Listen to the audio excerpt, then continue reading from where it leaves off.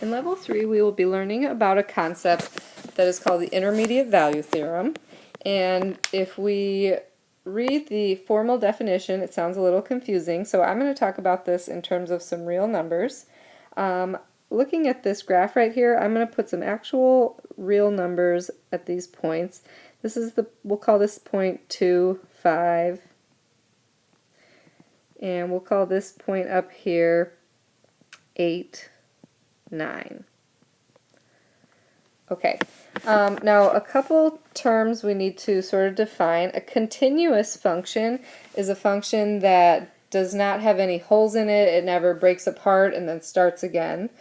So this theorem only applies to a continuous function, and basically what it says is that you cannot skip any values. Now when we talk about an interval, those are x values. Okay, and then when we talk about the values of the function, or function values, those are y values. So when we look at a certain interval, in this example we're looking at the x interval from 2 to 8. And the function values are the y values, which are 5 to 9.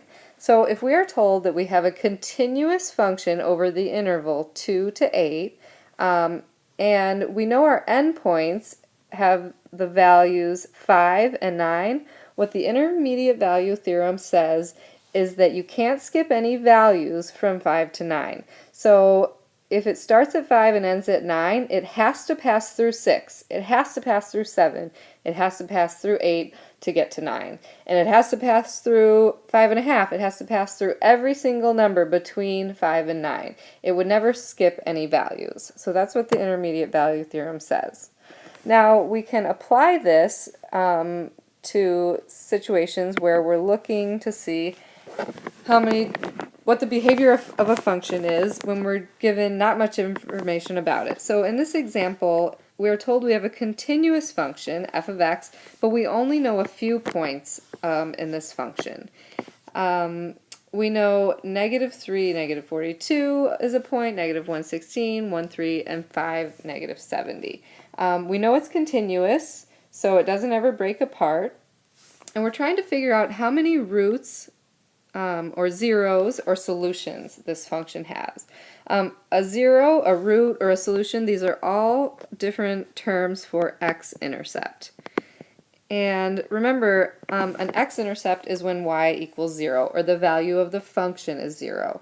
So we want to know how many times does this function cross the x-axis. Now we can't tell exactly how many times it crosses the x-axis because we don't know what happens in between these points. But what we do know is if the function values, which are y values, ever change from negative to positive, it has to cross through 0 in between. So right here in these first 2 points, we go from -42 to 16. It has to cross through 0 somewhere in between those 2 y values. So that would be 1, 0 that it would have to have. Now, from the next point, we have a y value of 16 to 3. Since those are both positive, it does not necessarily have to cross the x-axis or equal 0 in between 16 and 3. It might, because we don't know exactly what happens in between these points, but we don't know for sure if it crosses the x-axis. But then between these last 2 points, from 3 to -70, it has to pass through 0 here, because we have a positive y value and then we jump down to a negative y value. So in between it must equal 0 somewhere. So this function, or this table, would have at least 2 zeros. Now it might have more. We have no idea what happens in between the points, like I said, but we know that it has at least 2. So I wouldn't say exactly 2. That would be wrong because I don't know.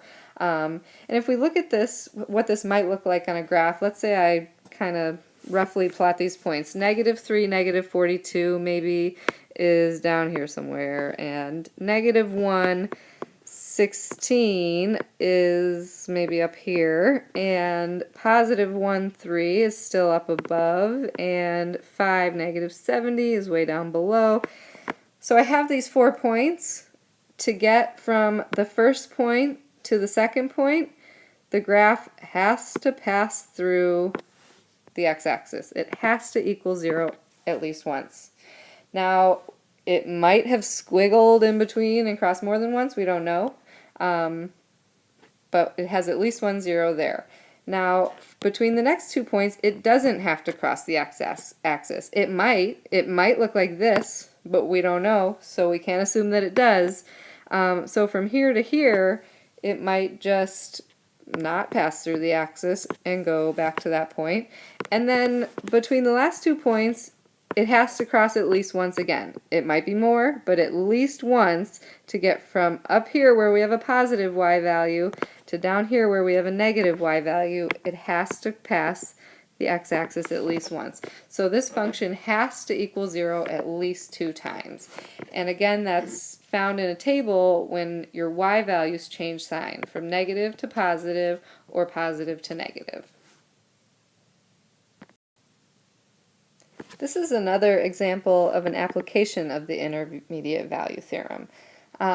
We want to show that this function p of x has a root, 0, or solution, again that's an x-intercept, somewhere in the interval -1 to 2.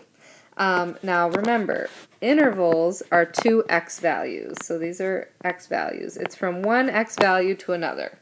So on a graph, we're looking from the x value -1 to the x value 2. That's your interval. Okay, so whatever the graph looks like, who knows? You got 2 points. Okay, but we're trying to show that this function crosses the x-axis, so or has a 0. So it must equal 0 somewhere it's going to cross. So what we need to figure out is what are the y values of those points, because right now my interval is just 2 x values.